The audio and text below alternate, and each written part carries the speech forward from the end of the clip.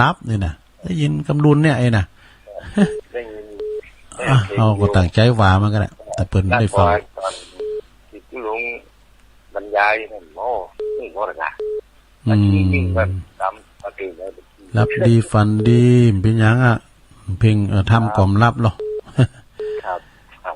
ขอบคุณปอน้อยซานเนอร์โตปอน้อยซานนี่เป็นปินสลาดูแป้งน้ำบวยก็ได้แป้ง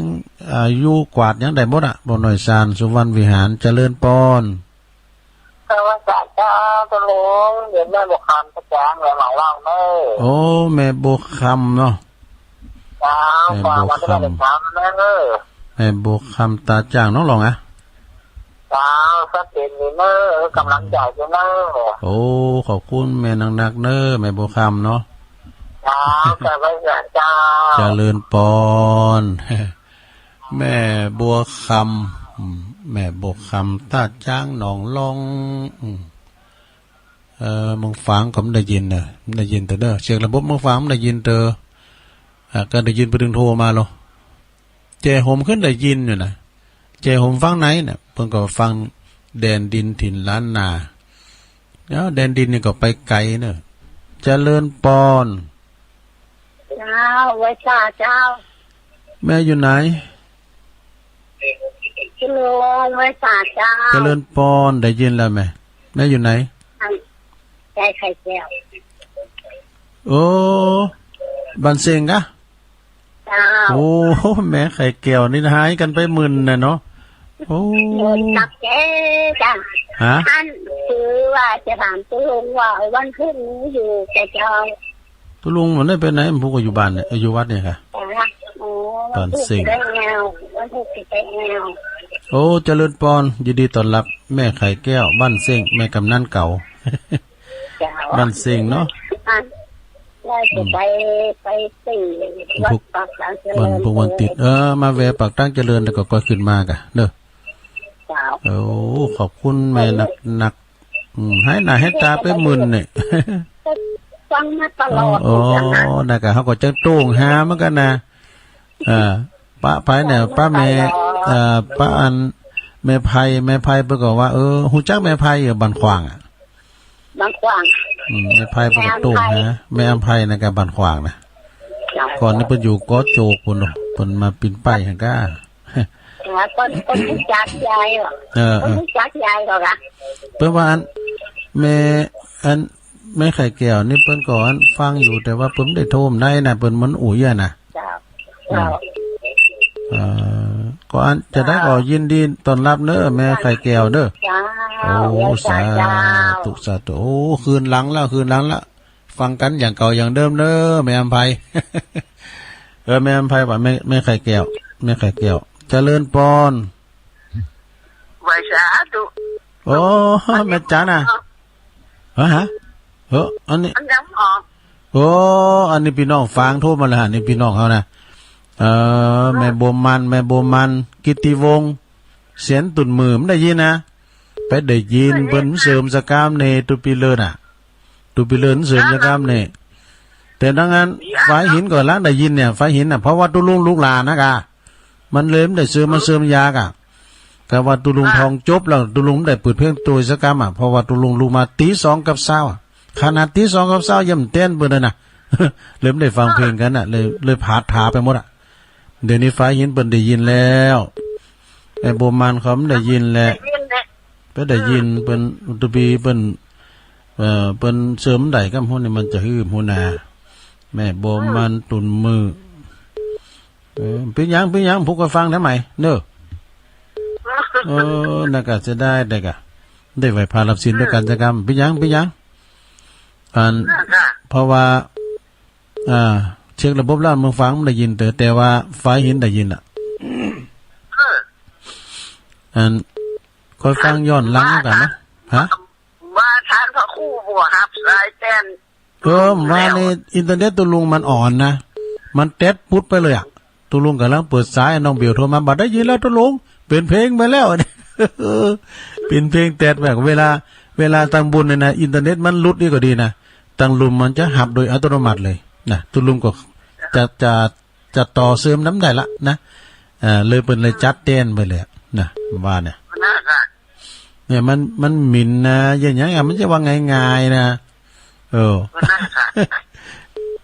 อย่างเดียวเนี่ยเป็นยังแล้วนะแม่บัวมันกิตติวงศ์สันตุนมือเนาะตื่นตั้งมือ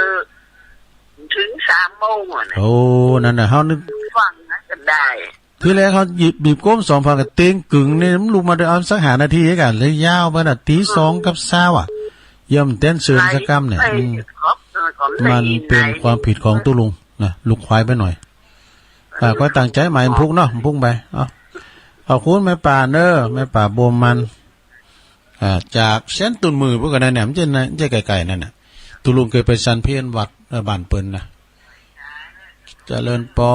นเอาวางสายแห่งกรรมกดลุงเฮ้ยวางสายแห่งกรรมวางสายแห่งกรรมแม่บัวมันวางสายกรรมสายอื่นเขาไม่ได้กดซี่ขวางเลยฮั่นเอาเข้ามาใหม่ลองกดตีไปลอง2พึ่งลงกับไว้สาเจ้าไม่ใส่ท่องห้ากันน่ะเจ้าลองตีก็แต่ยังอยากใจยังว่าวันนี้คือตีว่าตีแล้วขอย้อนหลังก่อนวันแม่นะเจ้าเข้าวันแม่นะเจ้าขออนุญาตนะเจ้าปะทุมังบุขังกับย้อยจะไข่กับถ้อยลำไรไข่จ้าพร้อมดอกมะลิกับแม่มาตา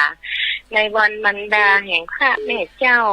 ได้เวียนมาถึงครบปีครบเข้า12 สิงหาจบรบ2563ทันที่คารพวันเกิดแม่เจ้าเมืองไทยทุกถิ่นทุกแคว้นแดนใกล้และไกลเปิดฟ้าเมืองไทยจัดกันทั่วหน้า88 ปีพี่น้องเจ้าข้าองค์ราชินีแม่ไทยบาเดียวน้อไม่ขอก้อนไกลพระคุณแม่เจ้ามันดาคนเฮาบรรนุษย์ที่เป็นบุตรพระแม่บรรดาเลี้ยงมาแต่น้อยแม่บ่ห่างไกลจิตใจไฟห้อยไล่มดยุงไห้เหือดหินบางไม้มังสาพักป่าและกินหาเล้งหนุกน้อยจีวังเมื่ออยู่ในท้องแม่ทรงทุกขังน้ำตาโยปังอดหวานกินส้ม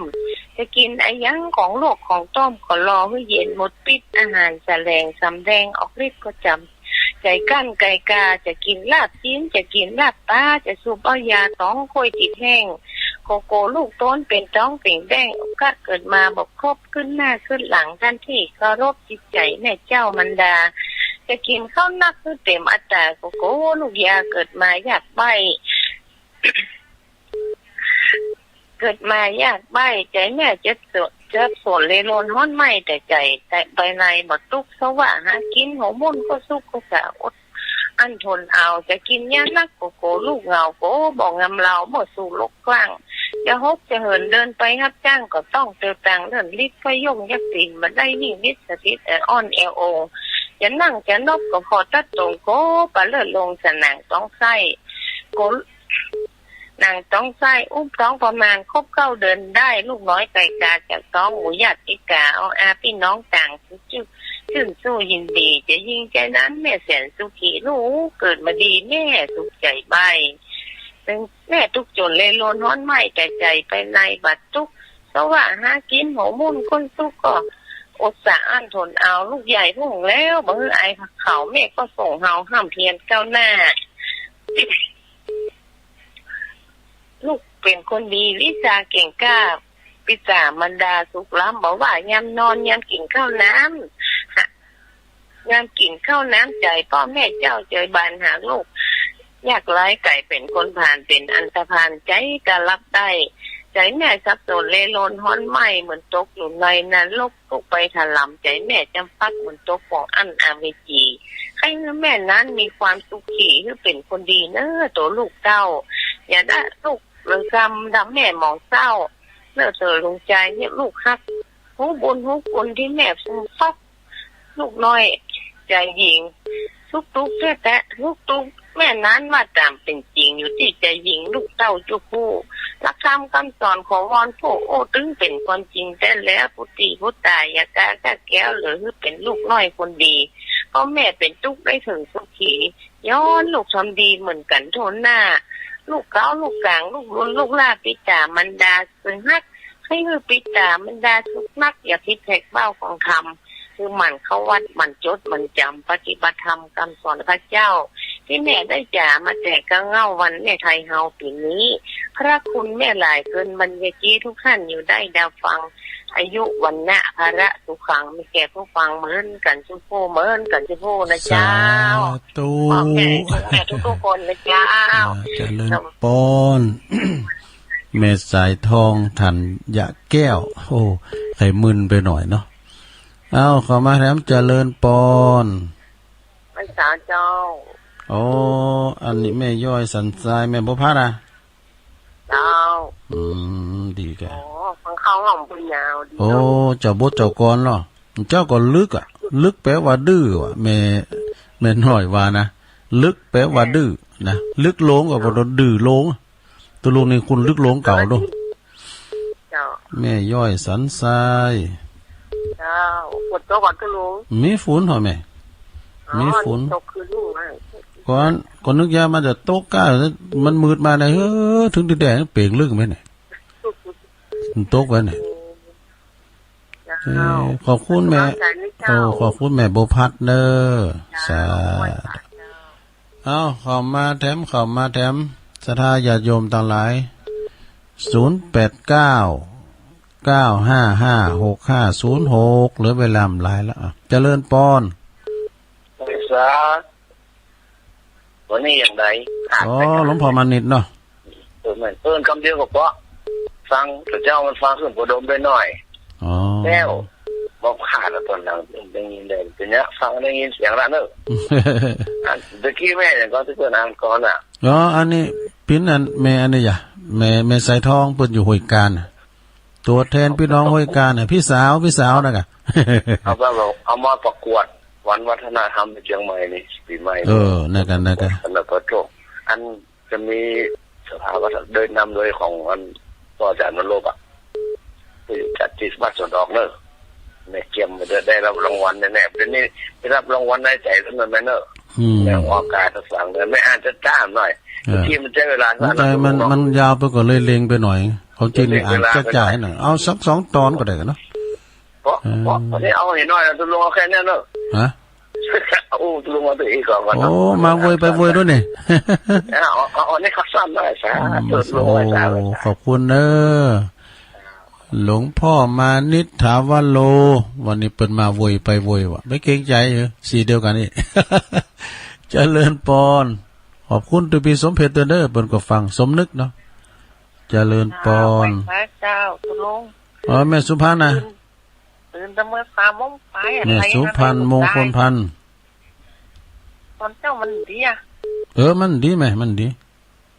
ตีต้องบอกว่ามันตุลงเขาไม่ยากออกกันหลักไหลบ้างไงมันกำลังมาปะให้มันอยู่เนี่ยเพราะว่ามันแบบดีอ่ะมันเพราะว่ามันจะว่ามันดีให้เปิ้นดีกับเฮานี่ก็เพราะว่าตุลุงลูกควายไปหน่อยมันเล็มเสริมกันอ่ะก็ว่าตุลุงทองจุ๊บเนี่ยจำผู้ตื่นในตุลุงจะเปิดเพลงหาดถ่าว่าอะไรยะแล้วในตุลุงเปิดบัดเต้นสักกรรมตุลุงตื่นมาตี 2 กับ20 นาทีอ่ะมันก็เลยเสริมกันอยากอันคืนมันนะเพราะตอนเขาติ้งตึกคืนกับพ่อตาใดเนาะแม่ฟังคืนไหนน่ะอันไฟหินนะไฟหินมันก็ดีกำลุนเลยเหรอเปิดกำลุนเลยก็ปีนี้ผูกต่างรักใหม่ได้ว่ะเอาเฮ้ยก็ได้มันจะมันต้องไล่ไปหาเนาะอันไล่ไปหาเจ้าก็ลืมถามหลวงพ่อมานิดฟังคืนไหนกันนะถ้าได้คืนนานฝ่าพงกำลุนนี่ก็ฟังคืนนั้น104เนี่ยไฟหินในกันแน่นอนอ่ะ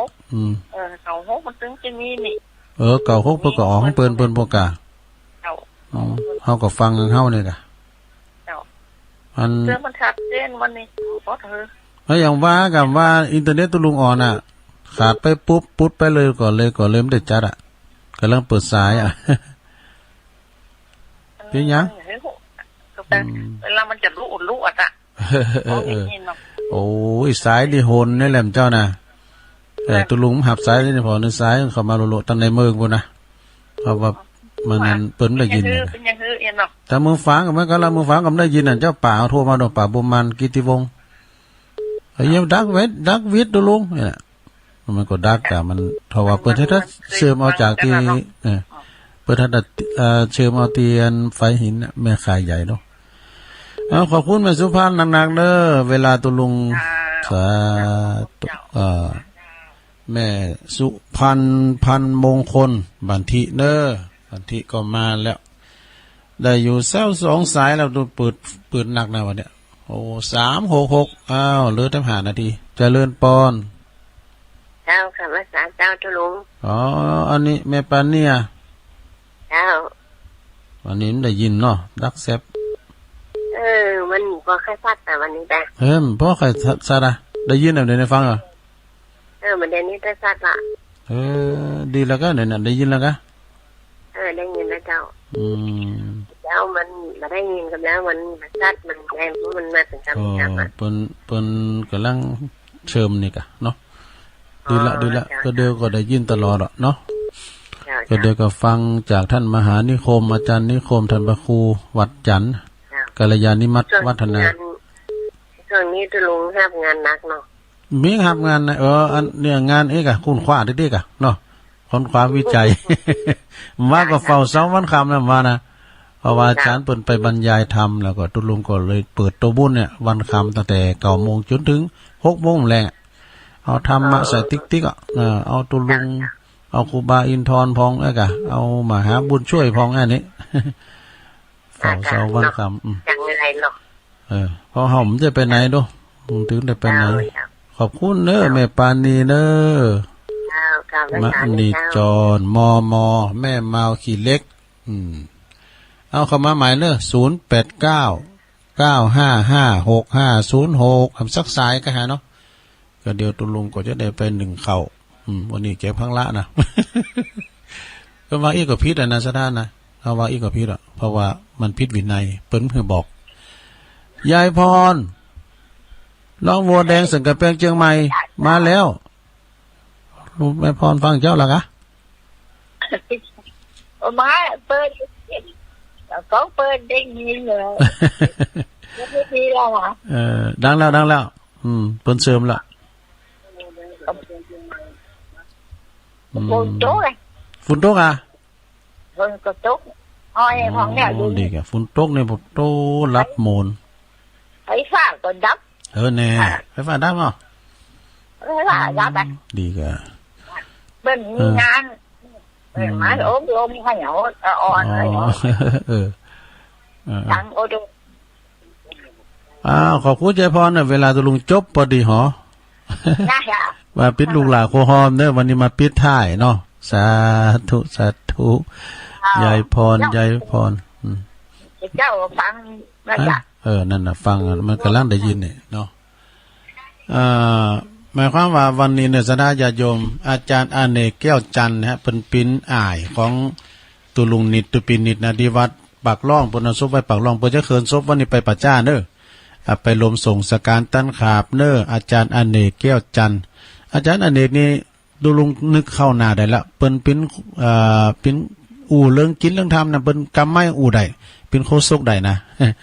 อาจารย์อเนกแก้วจันทร์นี่เป็นปิ้นอ่ายของครูบาของงานท่านเจ้าวัดปากล่องเนอะอันนี้ก็ข้อมูลจากปะหลงอินค่ำชมภูพลอยเนาะขอบคุณเนอะทวนสายแรกนั้นยายพรร้องวัวแดงสันกำแพงเชียงใหม่สายที่2ก็แม่น้องเบี้ยวนักร้องสายที่3ก็แม่อาวห่างชัดลำปางสายที่4ก็ป่าเหวสันกำแพงเนอะสายที่5ก็แม่อมรทาดอยครังสายที่6ก็ยายน้อยกาดนัดบันดอนโลงอู่ถึงเรื่องลึกนะลึกแปลว่าดื้อ